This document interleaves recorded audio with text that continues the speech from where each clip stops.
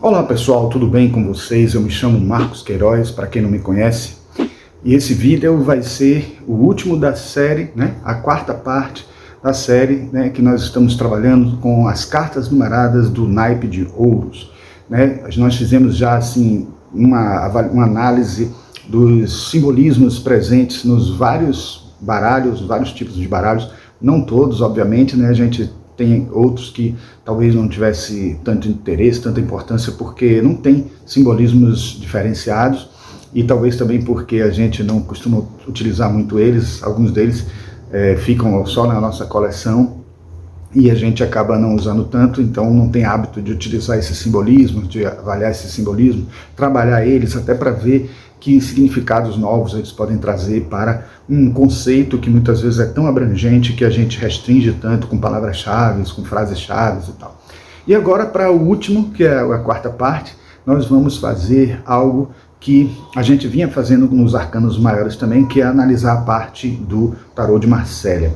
Como o tarô de Marsella ele não tem cartas com imagens diferenciadas, assim, com figuras, com pessoas, etc., para os arcanos menores, em especial as cartas numeradas, obviamente, por isso que a gente está trabalhando nas cartas numeradas somente, e tem uma interpretação específica, diferente das cartas da corte, que inclui o valete, cavaleiro, rainha e rei. E aí, no caso dos arcanos menores, do tarô de Marsella, a gente pensa que não tem simbolismos, mas a partir de Jodorowsky e outros autores também, a gente começa a perceber que as próprias repetições dos símbolos dos próprios naipes nas cartas, dentro da numeração, dentro dos elementos que compõem ele, etc., também trazem para a gente interpretações. Existem autores, como o Claudinei Prieto, que eu já trouxe aqui uma resenha do novo tarô de Marsella dele, que pegam também a significação, parte da significação do tarô de Rider-Waite ou Waite-Smith, para poder servir como significado para os arcanos menores também de Marsella. Então a gente vai ver que isso existe, distinção de situações desse tipo aí, mas é óbvio, é claro que existe realmente um significado diferente dos arcanos menores de Marsella para os de Waite-Smith. Os arcanos maiores têm pequenas nuances de diferença, por isso que a gente tem colocado na análise que a gente fez das primeiras sete cartas, incluindo também o louco como oitava aí, na primeira sequência que fizemos já da análise dos arcanos maiores, visto a partir de vários decks. Então, quem não viu isso ainda, eu sugiro que veja, porque a gente está fazendo esse caminho aí, seguindo uma sugestão. Justamente, a gente já ia parar na terceira parte. Aliás, pensamos em duas partes, depois em três, agora chegamos na quarta por uma sugestão de um inscrito que pediu para que a gente fizesse uma comparação entre o tarô de Waite-Smith e o tarô de Marsella. E quando a gente parou para pensar e viu que não dava para a gente fazer isso em todo o conjunto de uma vez, e quando a gente viu também que a gente vinha fazendo isso, de certa forma, com os arcanos maiores, quando a gente traz tanto as cartas derivadas do Waite-Smith quanto as derivadas do Marsella, então só nos restava a gente incluir essa quarta parte, que seria somente analisando as diferenças de interpretação do naipe de ouros de Waite-Smith e de Marsella, que é isso que nós vamos ver aqui, logo depois da nossa vinheta.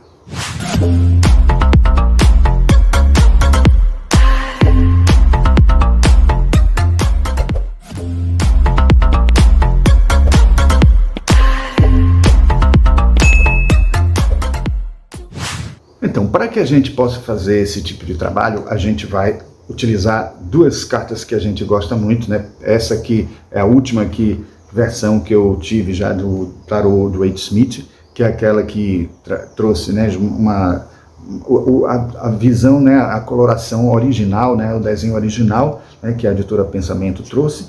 E vou trazer também para vocês esse aqui, essa versão de tarô de Marsella, que é a que eu gosto mais, apesar de ser cheia de elementos assim diferenciados que distanciam um pouco do desenho original, mas adorna de certa maneira e cria essa coloração azul piscina, um azul desaturado aqui, bem interessante. Então nós vamos usar esses dois e vamos, de certa forma, também utilizar a interpretação básica, só lembrando um pouco a do Wade Smith, só para poder fazer a conexão, né, porque a gente já vem fazendo isso nos outros 3 vídeos, parte 1, parte 2 e parte 3. Então, só para dar o estalo e lembrar o que aqui corresponde cada número, cada arcano menor. E logo em seguida a gente vai ver a visão de Jodorowsky, de Claudinei Prieto e de outros autores. Na verdade, estamos incluindo também esse autor aqui, né, que é o Yoav Bendov, que também tem um trabalho bem interessante. E eu gosto da forma como ele aborda também a significação das cartas, e aí vamos incluir ele também, tá certo? Vamos tentar fazer o mais breve possível, porque se trata somente de 2 baralhos, né? Mas vamos lá, vamos dar uma virada aí para vocês verem esse trabalho. Primeiramente, eu queria que vocês vissem aqui como é que está a mesa disposta, colocada aqui, preparada já para aqui o nosso roteiro que a gente fez, colocando as interpretações do Jodorowsky e do novo tarô de Marcélia e o Yoav Bendov, né? Está aqui com as planilhas para poder retirados dos livros, dos contextos, certo? Então, vamos lá. Vamos começar. Primeira coisa que eu queria fazer é seguir a sequência, como nós fizemos com os outros baralhos. E aí a gente começa justamente aqui com o tarô de Wade Smith, né? Que vai fazer a comparação, a gente vai fazer a comparação com o de Marcélia. Então a gente tem o Ás associado à abundância, né, ao novo começo, como a gente já viu, né, com essa coisa da mão chegando como um presente. E o tarô de Marcélia, que a gente traz essa representação, vou botar ele aqui assim, porque eu quero colocar também aqui o de Claudinei Prieto do lado, certo? Que Claudinei Prieto, como eu já disse, ele tem uma interpretação mais dividida com os significados do tarô de Wade Smith, né? Que é esse livro que está aqui. Vocês podem ver que a gente já fez até uma resenha no canal, certo? Nós vamos pegar conteúdos informativos deste livro que vocês estão vendo aqui, né? Do Caminho do Tarô, de Alejandro Jodorowsky e Mariane Costa, né? Não tiramos muita coisa aqui desse livro aqui do Carlos Goddo, né? Porque ele realmente não tem muita informação assim sobre. Ele fala dos números, né? Trabalha a numerologia do tarô. Então, de certa forma, ele não vai a fundo no significado específico do Ás, do 2, do 3 de ouros, né?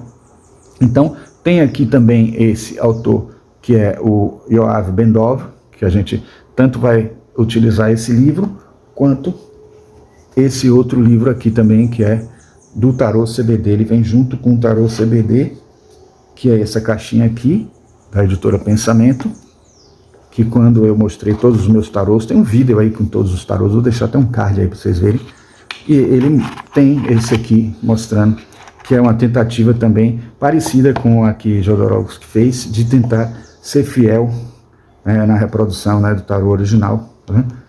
Então ele traz aqui informações. Bom, tem aqui também o livro de Ney Naif, né, que é famoso, é um cara que já está há muito tempo trabalhando com cursos, tem cursos ótimos dele, tem vídeos no YouTube fantásticos, que ele trabalha muito também com o tarô de Marcélia, porque inclusive ele tem um tarô dele que foi baseado no de Marcélia, só que de certa forma ele também faz uma fusão, ele combina de uma maneira inteligente, de uma maneira bem interessante, as interpretações do Wade Smith com as de Marcélia.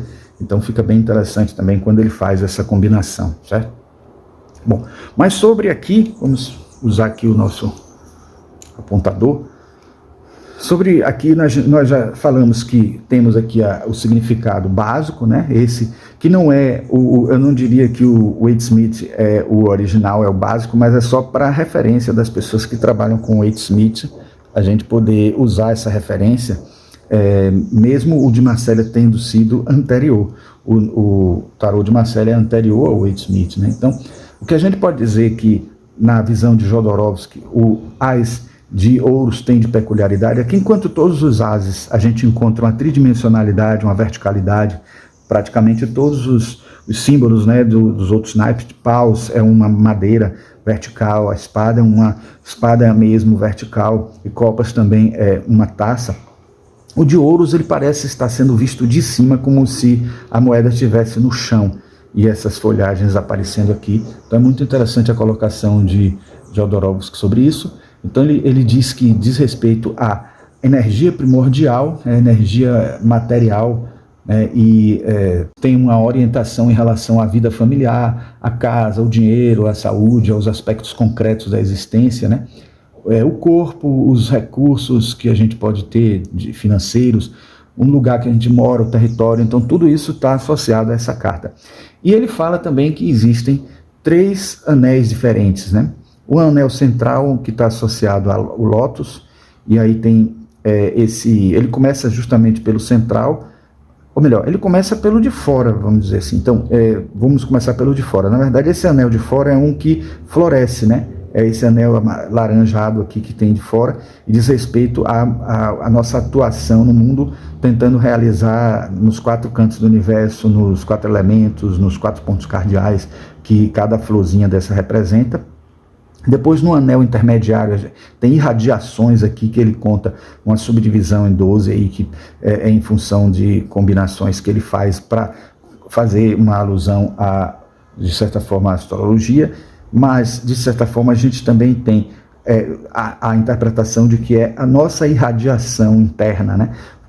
Expandindo para que a gente possa brilhar, de certa forma, com o nosso eu verdadeiro, que está justamente no anel de dentro, e esse anel de dentro tem justamente uma flor de lótus, que também está associada aos 4 elementos, mas aí, nesse caso, poderíamos dizer que seriam as 4 funções, né, da psique, porque é uma coisa interna, então é uma coisa sagrada, é aquela visão de um lótus com a representatividade de ser a nossa alma, que mesmo na lama ela floresce e traz todos esses benefícios que a gente pode conquistar, mesmo dentro de algum sofrimento, que é quase como que se fosse também assim, uma pessoa que está encarnada na Terra, e a representação do Ouros é justamente essa encarnação da gente no físico, porque o Ouros é bem a Terra, bem o elemento Terra, bem o físico, bem o corpo, a saúde, né? E alguma coisa que a gente possa fazer com a nossa vida, com a nossa saúde, né?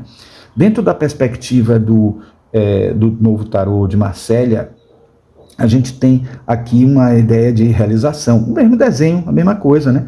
Mas a gente pode pegar pelo livro dele, né, do Claudinei Prieto, que ele fala de realização, é algo que está ligado ao mundo material e o físico, né?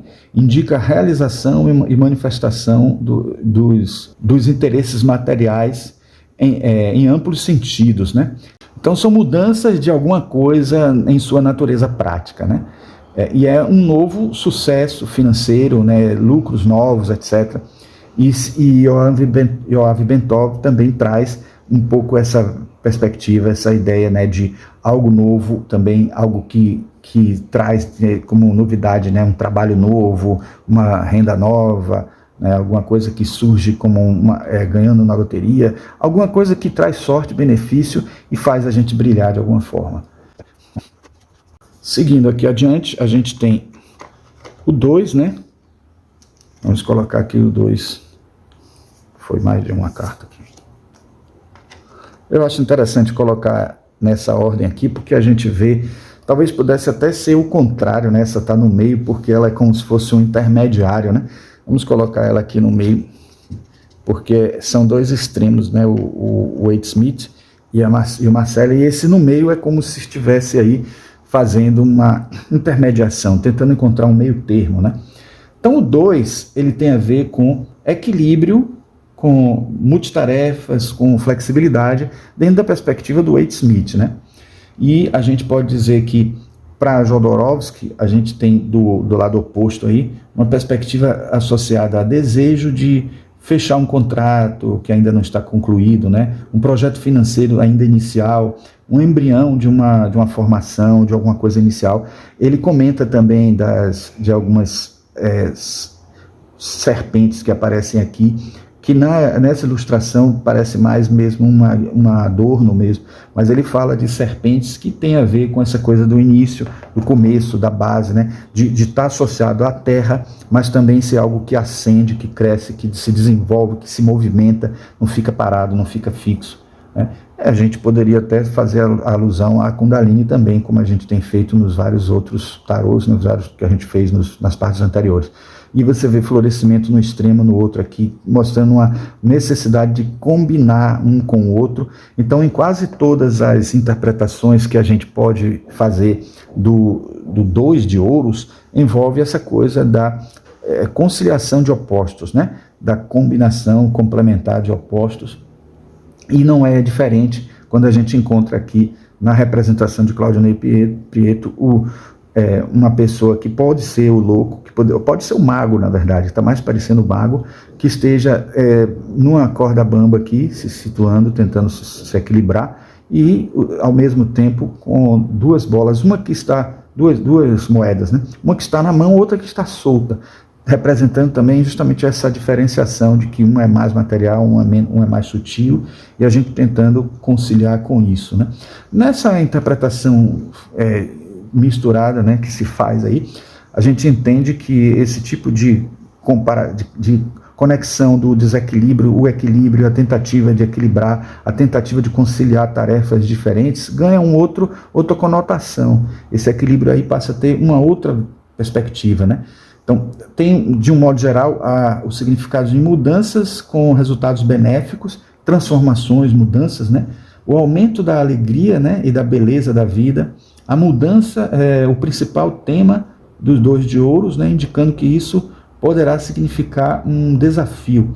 Então, tem a ver com oscilações diversas, com simultaneidade de projetos também. Essa ideia de ter também um significado de simultaneidade de projetos, aí é que me parece que já é uma tentativa de conciliar com o significado de Waite-Smith, porque é justamente o significado que aparece no Waite-Smith e que não aparece tanto nas interpretações mais do tarô de Marcélia, livres de influência de Waite-Smith, certo? Então vamos lá.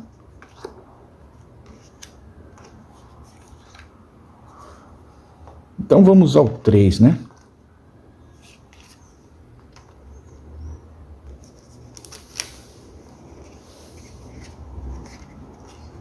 Vou ter que lembrar sempre de botar o de Claudionei Prieto no meio. Então aqui no 3, a gente já está lembrado, porque a gente trabalhou muito esse conceito aqui, né, do trabalho árduo, pode ser também trabalho em equipe, pode ser um trabalho que exija uma avaliação constante, por isso é algo inicial, algo que está precisando treinamento inicial, etc. Mas no tarô de Marcélia, isso aqui tem a ver com investimento material, que produz seu primeiro produto. Então é como se a gente já tivesse o 2 aqui atuando junto, como se 2 pessoas tivessem um filho. Então é o 2 gerando 3, né? Então, de certa forma, o básico que tem associado a isso então, no tarô de Marcélia, então você tem a ideia da fecundação, né? Então, a ideia de uma moeda de cima, que de certa forma sai do interior, de dentro, assim, como se fosse de um útero, né? Parindo. Então, tem uma similaridade muito forte com um útero, né? Tentando dar luz a uma criança, fazendo nascer alguma coisa. Então, isso é um significado bem forte dessa carta na visão de Marcélia, que não aparece tanto na visão do Waite-Smith. A gente até pode ver aqui num simbolismo desse vitral aqui da igreja, alguma coisa similar, mas acaba que a gente não representa muito com esse sentido, representa muito mais um sentido de elevação. Tem um triângulo voltado para baixo, que é o físico, e um triângulo voltado para cima. Ou também a gente pode considerar o feminino, que é o triângulo voltado para baixo, o Yoni, né? E o Lingam, que seria o triângulo voltado para cima, ou a pedra mais ovalada, que é aquela que representa o Lingam, que é o masculino, né? Então, assim, este arcano, né, traz uma conclusão próspera de qualquer situação em que é necessário responsabilidade, enfatizando o comprometimento que trará progresso a longo prazo, mas constante necessidade de usar todas as habilidades e talentos para alcançar os objetivos. Note que no tarô de Claudionei Prieto a gente vê já aqui eles atuando direto na moeda, coisa que não acontece no Rider-Waite. Vocês viram que no de Rider-Waite a gente só percebe isso acontecer no 8, né? No número 8. No número 3 aparece assim, a pessoa trabalhando numa escultura e não diretamente nas moedas, não diretamente nos pentáculos. A gente vê aqui ele trabalhando direto no pentáculo, que nem chama pentáculo aqui porque não tem o formato, né, de pentáculo. Na verdade tem até uma flor de lótus dentro, né, vamos dizer assim, com 4 pétalas. E ele está trabalhando com o martelo aqui e a figura de novo do mágico, né, dá a impressão que é o mago do arcano número 1. E porque o mago tem a ver com habilidade, ele vai aparecer aí, e de certa forma o Claudinei Prieto teve essa ideia de fazer a alusão ao mago para aparecer sempre, já que o naipe de ouros tem a ver com talentos, tem a ver com habilidades, né? Então isso aí fica compreensível, subentendido aí em todas as representações que a gente vê.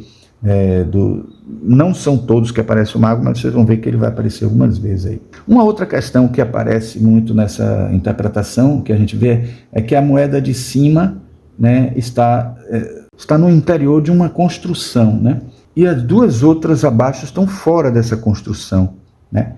Então isso tem um significado interessante, né? É uma ação que está tentando fazer com que isso possa nascer, então nascer de dentro de alguma determinada construção. Então é como se essas duas moedas forçassem para que essa saísse, então gerando, né, simbolizando a saída, mas simbolizando também, de certa forma, a ideia de um tesouro escondido.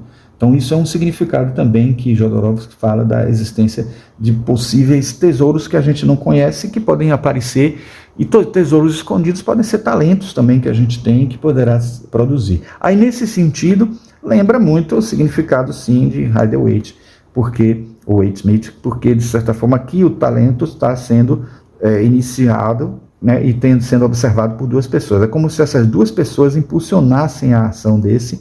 E aqui é como se tivessem duas pessoas que coincidiria com essas duas, tentando impulsionar o trabalho, a execução, a realização ou o parto que poderia sair desse empuxo que vai surgir aqui dos dois, né, que fazem com que essa moeda brote, certo? Vamos agora ao 4, né?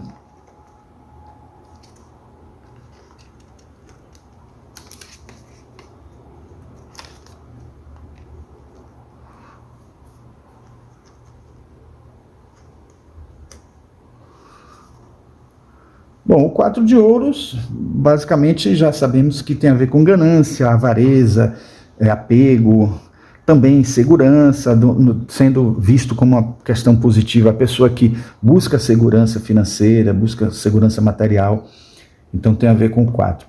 E no tarô de Marcélia, tem a ver com a vida do corpo, né, que para se manter supõe a morte constante de certas células, né? Então, o brasão que está aqui no meio, de certa forma, representa a fênix. Tem a ver com a fênix, que é a questão do nascer, renascer a partir da morte. Então, esse renascimento com base, né, na morte, né, e renascimento, transformação, essa questão da efemeridade dos bens materiais também, que a gente tem, mas daqui a pouco não tem mais. Então, tem essa representação. E o 4 de ouros é a grande representação da materialidade.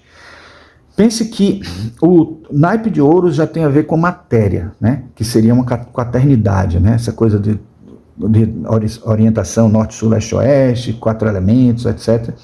E o 4, que é o número correspondente aí também à carta, também tem a ver com materialidade. Então, é uma questão de mostrar aí como a materialidade se assenta bem no 4, e de certa forma tem a ver com a questão da praticidade, tem a ver com a questão da atuação no mundo material com certa firmeza e com certo até exagero, né? A gente vai ver aqui no tarô de Claudinei uma presença do 4, que no arcano maior corresponde ao imperador. O imperador também tem uma rigidez, tem uma coisa associada à materialidade, tem a ver com Marte, né, que é materialista, que é coisa bem material, bem física, né, tem a ver com sangue, não é à toa que a cor da roupa dele é vermelha. Tem a ver com, ao mesmo tempo, a materialidade da realidade da natureza, né, e tem a ver com essa coisa a necessidade de não estagnar, porque se o 4 é associado à materialidade, a alguma coisa física, né, que é bem assim, estagnada, parada, né, de certa forma assentada no mundo, a gente tem que ter o cuidado de não exagerar isso e não ficar muito rígido, tanto nas ideias quanto nas coisas que faz, né? Então tem a ver com ambição, tem a ver com autoridade, com a manifestação de ideias atuais, a rigidez nessas ideias, no pensamento e na causa que as ideias têm, né? Estabilidade, solidez em relação aos bens materiais, tradição, reputação e honra. Então são as ligações que a gente faz até alusão ao imperador também, porque tem muito em comum, né?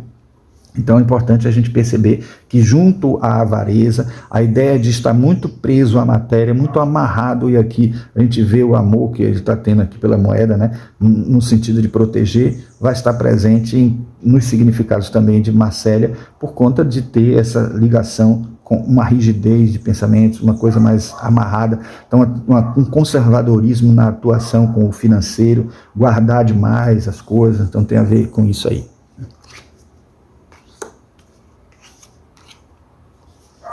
Vamos agora ao 5.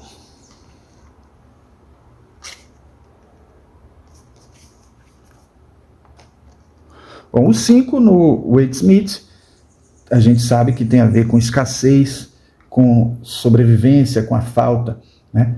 Então, tem a ver no de Marcélia com a questão de abrir-se um interesse ligado a uma dimensão espiritual. Tem a ver com o Waite-Smith porque essa dimensão espiritual vai aparecer aqui como uma possibilidade de solução, que a gente já viu que ela é ignorada de alguma forma. Então, também tem a ver com uma questão da busca espiritual nessa carta, né, na visão de Jodorowsky, né? E a gente vê aqui no centro, né, a gente vê surgir uma possibilidade nova de enriquecimento ou de verdade pessoal, ou de idealização e de ideologia, etc. Então é como se a gente tivesse elementos bem materiais aqui, e aqui no meio algo diferenciado, algo que foge do contexto, foge do que a sociedade traz, do que a sociedade pensa. Então é um ponto de passagem para um novo mundo, né? Conservando o antigo. Então um novo mundo que pode ser uma conexão até com o espiritual, uma conexão com o transcendente, uma conexão com o novo. É a quinta essência, de certa forma, né? Representada aí, né? Então a gente, por outro lado, quando se trata de uma coisa financeira e física, é preciso evitar investir em incertezas, em coisas que podem parecer só intuições de que vai dar certo, de que vai ser uma coisa muito certa. Tem que ter cuidado e pisar um pouco no chão na hora que essa carta traz informações em perguntas sobre sobre uma coisa nova, um investimento novo, uma novidade, né?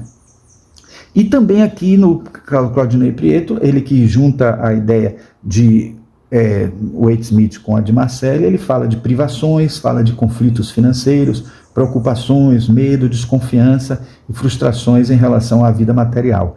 Claro que tentando conectar os dois padrões de baralho, os padrões de interpretação.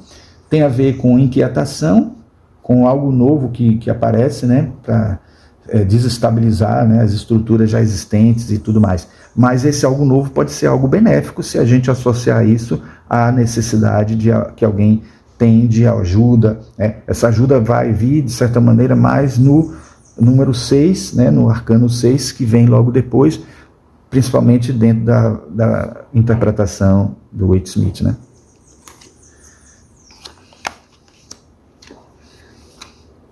Então aqui a gente tem o 6, né?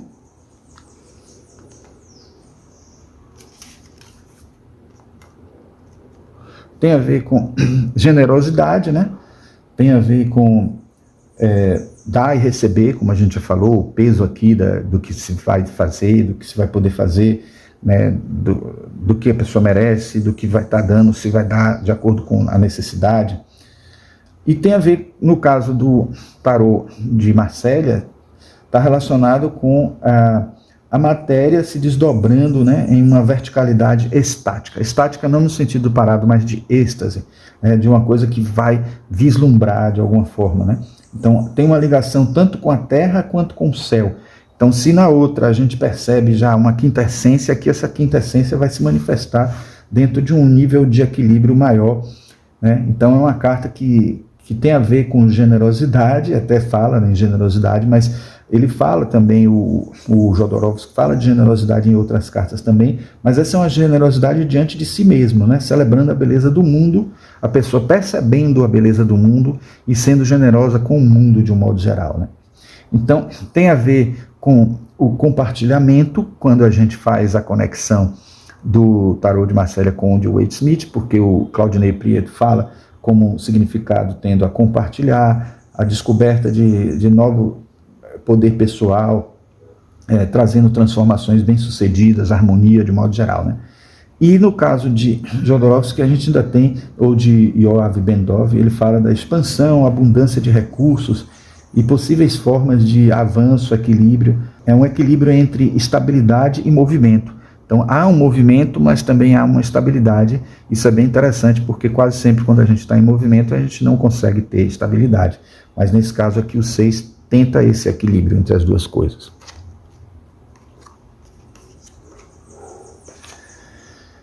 Vamos ao 7, então.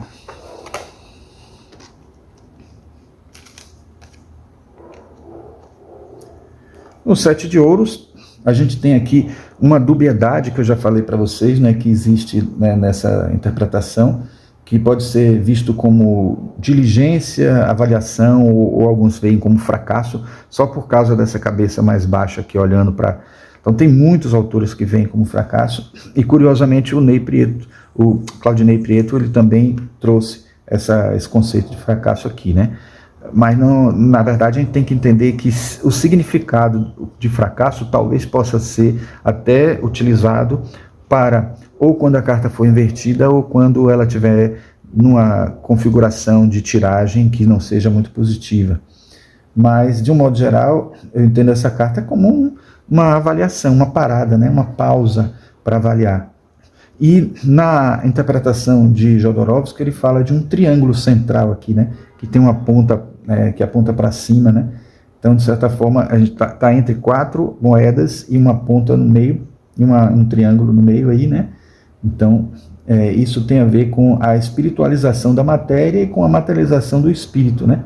Então, tanto uma como outra acontece, né, nas ideias que entram em ação no mundo e que dão certo por conta de ter uma visão espiritual, uma visão transcendente, né? O 7 significando essa espiritualidade, essa possibilidade de representar o mundo, né? Porque o mundo é septenário, o mundo é representado pelo 7 em vários momentos, em várias situações, em várias realidades do mundo físico, inclusive, e no mundo espiritual também. Os 7 raios, né? As 7 notas musicais, as 7 cores, enfim, tudo isso. Bom, e na interpretação do Claudinei Prieto, que ele fala de fracasso, ele fala também que são obstáculos inesperados que aparecem, né, com os quais a gente precisa se confrontar, né, e vai acabar confrontando, né, quando essa carta aparece. O medo, né, de realizar algo também. Então a gente fica na expectativa se... Aqui ele está dando a entender que ele colhe ou não colhe, se ele deixa crescer mais, se não deixa crescer, no sentido de ter a influência da interpretação do Rider-Waite, né? E no Yoav Bendov a gente vê a aceitação de algo, né? E é algo que pode ser bem recebido aí, né? Ajuda, proteção, integração com um sistema integração com o sistema sem perder a própria individualidade, a pessoa conseguir se integrar em algo, né, sem deixar de ser ele mesmo, né? Vamos lá. Vamos ao 8, então.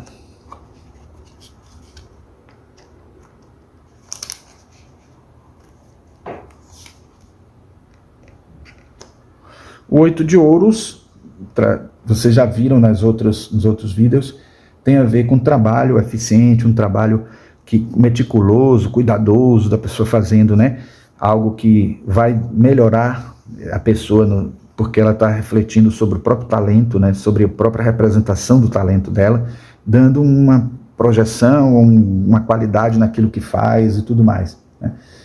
E tem a ver no tarô de Marcélia, está associada à abundância, à plenitude, à prosperidade, né? Prosperidade naquilo que se entende como a perfeição dos outros, né? a harmonia, a riqueza, né? E todas as necessidades são satisfeitas. O corpo está em plena saúde e em total equilíbrio, né? Nessa ideia. Então você vê que a representação dos 6 assim, com todas as peças em uma simetria perfeita, tanto vertical quanto horizontal, não é sempre nas cartas de Marcélia, não tem uma simetria perfeita, mas ela é uma simetria quase perfeita. Vocês percebem que essa foi a tentativa, né? Mas a gente pode interpretar também a partir de Claudinei Prieto, né, que há aí um aprendizado, a necessidade de agir com sabedoria e cautela, desenvolvimento gradual, uma transformação de dentro para fora, pegando o significado do Wade Smith, né? Ele não fez aqui uma ilustração que é igual ao de Wade Smith, né, como as outras também não, ele faz sempre alusão a algum outro arcano, mas você vê que o indivíduo está olhando aqui para o horizonte e tem aqui os pentáculos aí, né, ou as moedas em uma forma de S subindo aqui de uma maneira sinuosa, né, dando a entender de evolução, de aprendizado, de crescimento. Na visão de Yoav Bendov, tem a ver com uniformidade, com estrutura mecanizada, com práticas eficazes, a necessidade de um toque humano para sair da rotina, né, para que a pessoa não faça tudo muito igual. Então ele está dando a ideia de que isso aqui está muito rígido, muito parado, e a gente precisa ter, né, talvez até a representação dessas folhinhas aparecendo aí, tentando conectar, fugindo um pouquinho dessa rigidez, né. Agora eu quero chamar a atenção, pessoal, de que eu realmente não gosto muito do desenho, né, do tarô, do novo tarô de Marcélia. Ele me soa assim, muito assim, mal executado, faltando um pouco de qualidade artística, né? Mas paciência, é uma coisa da exigência. Eu entendo que é uma vontade de fazer algo que pode ser muito útil, e nesse sentido eu valorizo muito, mas eu sinto que é uma carta que falta, né? Você vê que até as cartas que a gente tem que faltam elementos, elas fazem parte de uma composição. O vazio não fica parecendo tanto vazio. Olha como a sensação de vazio a gente tem aqui. Talvez até pela própria distribuição das cores, a gente percebe que aqui a representação fica muito, digamos assim, sem vida. Assim. Até, por exemplo, os traços aqui dessa montanha são mais grosseiros, aqui mais finos, talvez para dar a entender de uma profundidade, mas isso acaba não acontecendo, não dá essa perspectiva. Ela é uma mudança muito brusca, separada. E o próprio desenho da capa aqui não tem uma naturalidade. Enfim, não estou julgando aqui a arte, né? Mas eu tinha que desabafar isso, porque eu acho que, de certa forma, poderia ter sido feito melhor, com um pouco mais de esmero, isso aí. Ainda mais assim, nessa carta que tem a ver com isso, né? Que é a carta que tem a ver com cuidado com o trabalho. Por isso que eu talvez tenha chamado tanta atenção agora sobre isso, né?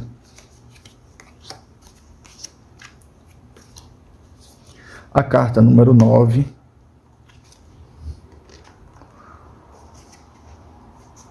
a gente tem um significado também um pouco variado, né? Não é tão claro, tão direto, mas tem a ver com sucesso, recompensa, a pessoa que já treinou, que já tem uma habilidade desenvolvida e já até colhe os frutos disso. E na visão de Marcélia, a gente tem a questão de uma etapa material que se finda, né, que completa, dando início ao nascimento de uma nova vida, né, um parto, né, uma renúncia de algo que estava assim, não aceitou fazer e aí muda, uma transformação, né, uma mudança financeira brusca, ou uma saúde também que muda de alguma forma para bem ou para mal. Então a recepção, em geral para o bem, porque essa carta é benéfica, né? Então, aí a recepção e a acolhida de algo novo que aparece, né? Tem a ver com sorte, aqui a representação de Claudinei Prieto tem a ver, está associando a sorte, né? Que ele faz a alusão de alguma forma, tenta conciliar os dois significados, né? Então é crescimento e realização de desejos, né? Grande criatividade e habilidade para alcançar todos os sonhos que a pessoa deseja e tudo. Então isso é o que está representando essa ilustração, que é mais uma vez o mago, eu disse a vocês, né, que o mago ia aparecer por causa do chapéu, a lemniscata, essas coisas, né? De previsibilidade no futuro, de capacidade de antever o que vem acontecer, e aqui mesmo, depois que a pessoa passou por um ciclo, ela vai seguir um ciclo novo, e aí ela já tem mais experiência para esse ciclo novo. E dentro da visão de Yoav Ben-Dov, a gente tem a motivação, criação de um nicho para si mesmo, né, na vida, de um sistema já existente, né, e que produz uma certa ambição, né, e um pensamento independente. Então a pessoa está dentro de um sistema existente, mas faz algo diferente e acaba sendo independente diante disso, né. Bom, e por último, a carta número 10.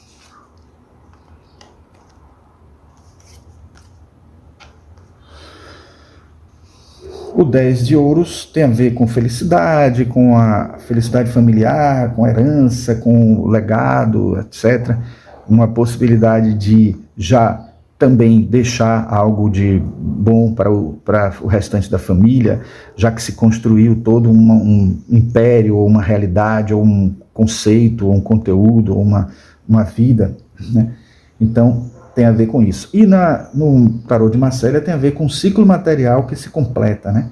Como testemunha a mudança de cor das duas moedas. Então tem essas duas moedas aqui que mudaram de cor, elas são alaranjadas. Então, de certa forma, eu gosto desse tarô porque ele segue bem essas sugestões de mudanças de Jodorowsky para o tarô de Marcélia, né? Então essas cores aqui já dão a entender de que houve uma evolução, e essa evolução já se reflete na realidade, né?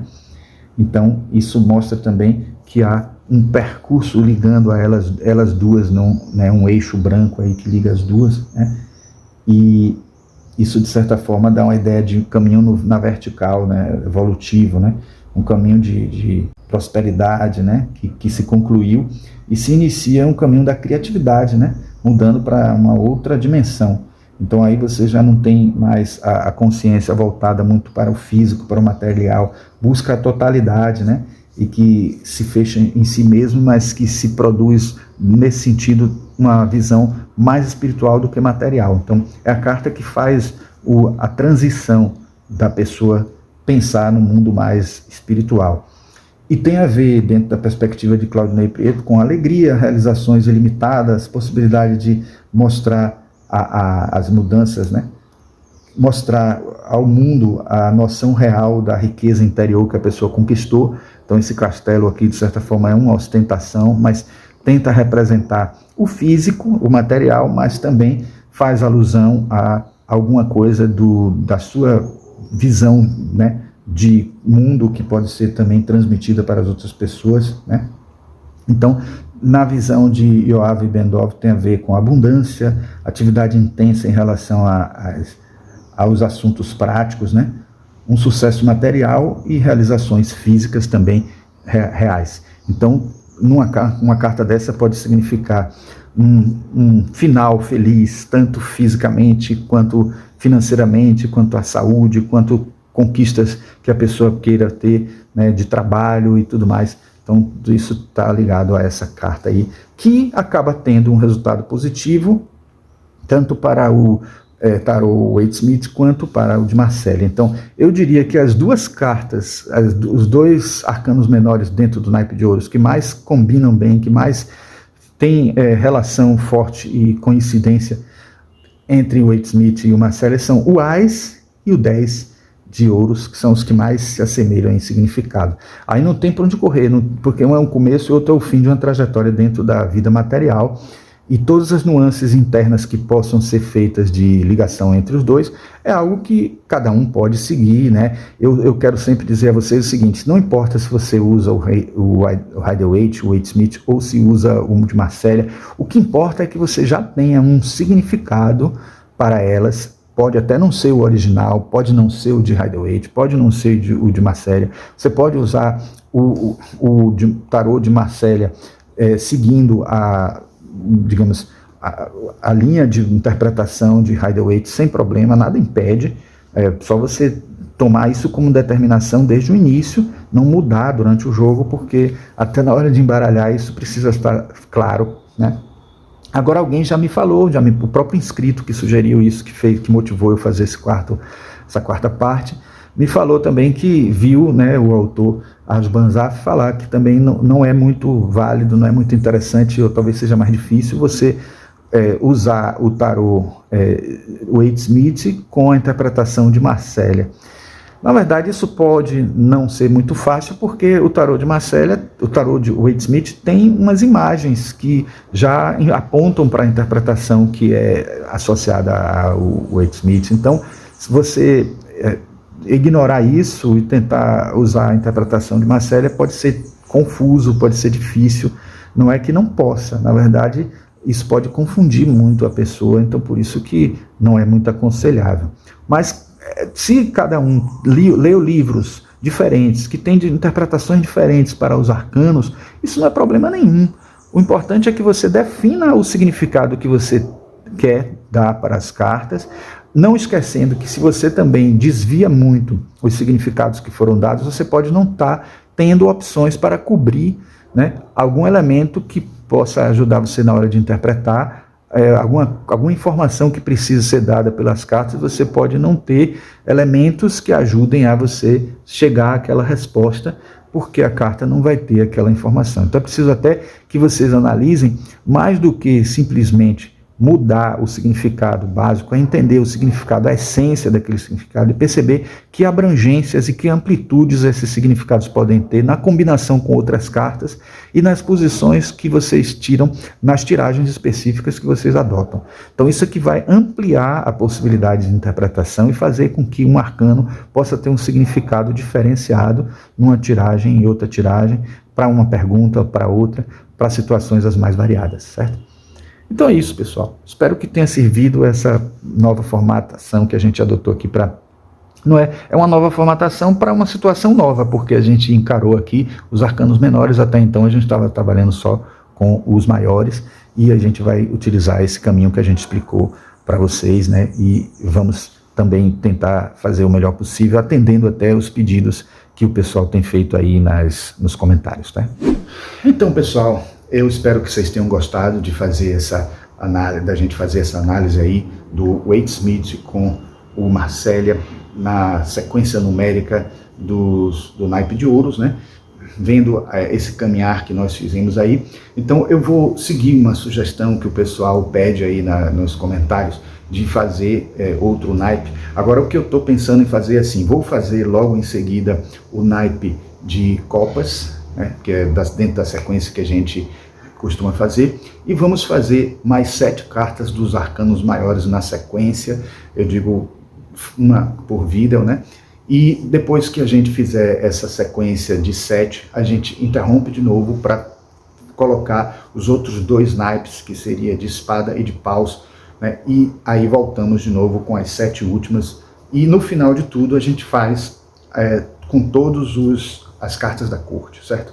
Então eu acho melhor assim, porque aí a gente organiza melhor, não dá prioridade só a um nem a outro, não deixa demorar muito de fazer os arcanos menores, e dentro do possível a gente vai tentar fazer mais rápido a distância de um vídeo para outro, apesar de que esse é um vídeo que é muito trabalhoso, ele envolve a gente tirar as cartas de todas as caixas, de todos os seus packs, todos os seus saquinhos, depois colocar tudo de novo com todo um cuidado para não perder, porque imagine a gente separar as cartas e misturar tantos padrões de cartas, tantos tipos de cartas, sem correr o risco de que elas se percam ou caiam em caixas diferentes, em sacos diferentes, então é complicado.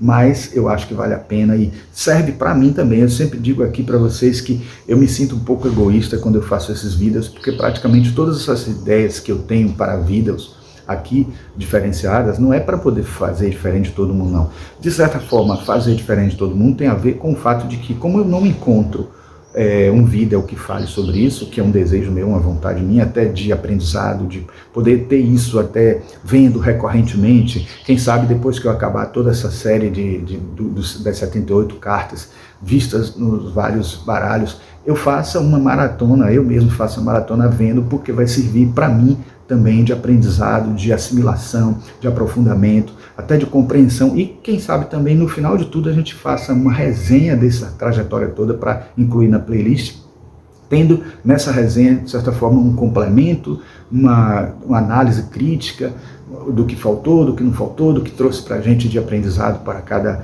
arcano e, de certa forma, também mostrando a experiência disso, como isso pode ser utilizado na prática, completando como se fosse um pequeno curso aí envolvendo essa análise dos símbolos dos vários baralhos que a gente pode ter acesso. Óbvio que quem tiver outros baralhos vai poder também pegar o seu baralho que não está nessa lista que a gente faz aí e olhar os seus símbolos, e isso vai ajudar muito também a vocês enriquecerem, criarem uma amplificação, que é o termo que Jung até diz, uma amplificação dos significados a partir de diferentes símbolos e diferentes possíveis interpretações diferenciadas desses símbolos, certo?